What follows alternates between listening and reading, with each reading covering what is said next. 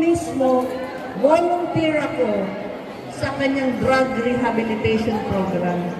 Umakyat po ako sa mga bundok ng Cordillera na nag-volunteer at gumawa ng programa para doon sa mga drug addicts na gustong magbagong buhay.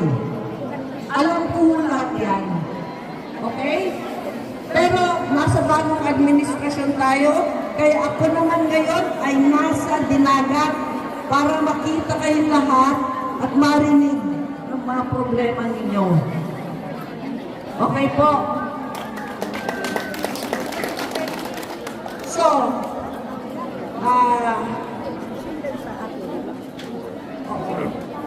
marami pang benepisyo ng gagawin natin po na communities. Dadalhin namin ang representatives ng PhilHealth, magpapalista mismo, DOLE, DSWD, TESDA. Okay? Kasi po, pati FFA, sa mga ibang kwan kasi, dala namin sila. At anong sabi? Kapag grupo-grupo tayo, nalaman ko lang, pwede tayong magsulat sa FTI para magdala ng 20 pesos na bigas dito sa atin. Po, sandali. Ano sa tupad na kaya naman ako sa una ba ng kumunan, pagkatapos sa kumunan, business lang. Iba na nagpanding sa gardening. Gardening na among ganito. Gardening na tupad. Yung sinasabi po ni Ma'am, sila noong last time, nagkatupad din sila. Gumawa sila ng communal na garden para mag-continuous yung kanilang pagkakita doon sa communal. So, maaari ninyong piliin din, no? Meron tayong coordination kay Kapitan. Nandito po si Kapitan. At nag-appeal siya dito, palakpakan po natin. Gagawin natin sa tupad yung mga programa, tama na yung pawalis-walis, pagdamo. Tumubo na naman yung damo. Hindi po ba? Gumawa tayo ng kagaya ng sinabi ni Ma'am na pakikinabangan natin na tuloy-tuloy. Okay? Yung mga iba, pagkatapos ng tupad, nagrupo-grupo sila para gumawa ng kooperatiba dahil ang DOLE ay handang magbigay ng assistance para sa livelihood. Okay? Kung ano mang kailangan yung livelihood, lalapit tayo through the leaders. Kung gusto nyo magkaroon ng training sa manikurista, magmasahe, etc. I-coordinate ng mga leaders natin, Blessed, sa NPR, naggumawa, dalihin sa mga barangays yung mga training. Okay?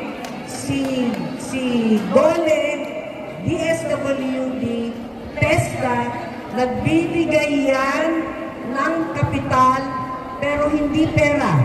Ang ibibigay nila yung mga pangangailangan ninyo, makinarya maliliit, mga gamit sa pagsasaka, kung may welding course kayo gusto, magbibigay sila ng welding machine. Pero po, ang importante, ito na naman, kailangan tayong maggrupo-grupo. Sumapi kayo para tayo'y maging malakas. Kailangan kayo sa barangay, sa pamamagitan ng barangay, mga kapitan. Kung ayaw ng barangay kapitan nyo, kayo mismo, lalapit kayo sa mga government offices.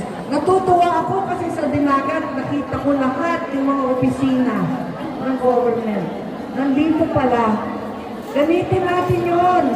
Kayo ay napaka-swerte dahil meron kayo ng mga government offices dito. Gamitin po natin yun at napakaraming tayong matutulungan at makukuha tulong. Salamat. Palakpakan po natin si Lead Convener ng Bagong Pilipinas, Larry David. Dagdag ko lang, alam ko masyadong mainit na. Ganito ang sikreto nito. Noon kami, bilang NGO, lumapit kami kay Ma'am, tagal na ng panahon sa lugar namin, hindi man lang kami nakatanggap ng mga programa ng gobyerno. Example doon tupad. Lumapit kami sa kanila, sila ngayon ang tatawag sa ahensya ng gobyerno. Pagtawag nila sa ahensya ng gobyerno, inaprubahan sila. Lahat po ng regional director dito, minimet po yan ni ma'am. Like from Manila, director, kakausapin niya. Tapos nagkakaroon na ng programa. Pag-approval doon ng programa, may downloaded na kayo. Kahapon dito sa dumating na ang download na tupad sa probinsya ng Ginara. Ibig sabihin, yung total na mabilisari ngayon na buwan, ibinigay na sa opisina ng DOLE. Pupunta na kami yan kay Kapitan. Pagpunta namin kay Kapitan, magpapaalam na kami pa, pero kaming orientation, profiling. Pwede ba makahiram ng gamit? Kayo, uutusan na rin namin kayo na maghanap na kayo ng qualified para magtupad. Ang NPR po, may requirements po tayo, kasi yung mga lahat ng asosasyon sa ilalim ng BPC, pati Blessed, meron po tayong rules. Kapag natapos na kayo nagtupad, tulad ni ma'am, may tupad ito si ma'am noon sa Sibagat, Agusan del Sur, 10 lang noon, December, ngayon, 150 na ang kanyang tupad. Kita nyo, yung 10 niya na kasama, binigyan namin ng kapangyarihan na maghanap kayo ng nangangailangan na tao. Yung priority, PWD, senior citizen, yung may karamdaman, yung may pinagdadanasan na kahirapan. Bawat isa mag-recommend ng 15 na tao. So 15 lang yung kanyang ililista. Kasi kalaban namin sa Bagong Pilipinas, yung tagalista. Laging may kapiti tagalista. So ang gagawin namin dito, sa Basilisa, kung meron kayong 100 data sa Basilisa, right? Asa na yung ating buwan dito? Ano pinito mo nga? Berenyo. Ito yung focal person namin dito sa Basilisa. Tandaan ninyo ha? Siya po. Una, maghanap lang yan siya ng 10. Yung 10, sasabihan niya, maghanap din kayo ng 10. Yung talagang totoo na tutulungan. Eh, may 100 na sila. Kita ninyo? Hindi nyo kailangan malakas kayo kay Nino. Hindi nyo kailangan malakas kayo kay sino man na tagapaglista. Pero kayo, kapag naka-experience kayo ng tama na tupad, bibigyan namin kayo ng pagkakataon makapag-recommend. Ito pa po,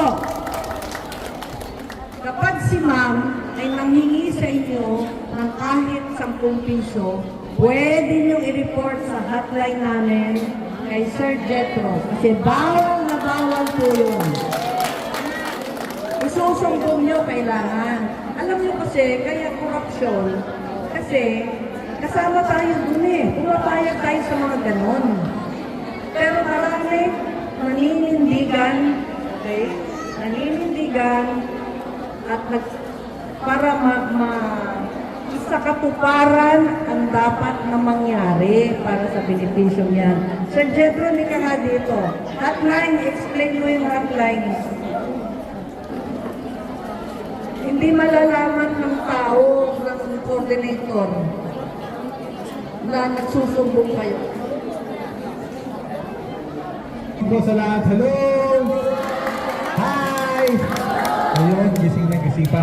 Okay, so nabanggit nga po ni Ma'am Claribel, ang aming lead convener, is meron pong sariling monitoring si BPC. Bukod po sa DOLE, meron po tayong internal monitoring system. Na kung saan, nabanggit nga po ni Apo na meron tayong kapangyarihang pumili. This time naman, makapangyarihan din tayong magsumbong ng mga irregularities, anomalya, kasi kalaban talaga namin sa Bagong Pilipinas yung korupsyon. Kahit 10 piso man yan, 100, 1,000, same lang po yung korupsyon pa rin yun. At allergic po kami sa korupsyon. So meron po kami pamimigay na information like flyers, may mga numbers po doon. Kami po yung makakasagot doon. At 3 number po yun na ibibigay namin. Pwede kayong mag-text, tumawag, at isa lang po. During orientation po ng mga tupad, pipilitin din po namin as much as possible, makababa kami, makasama sa orientation. Isa lang po, huwag po kayong matakot na mag-text or tumawag kasi yung pong lahat ng impormasyon na ibabato nyo sa amin ay confidential. Wala pong makakaalam. Hindi po makakarating kay Marites. Marami pong Marites dito? Ayun. Salamat po.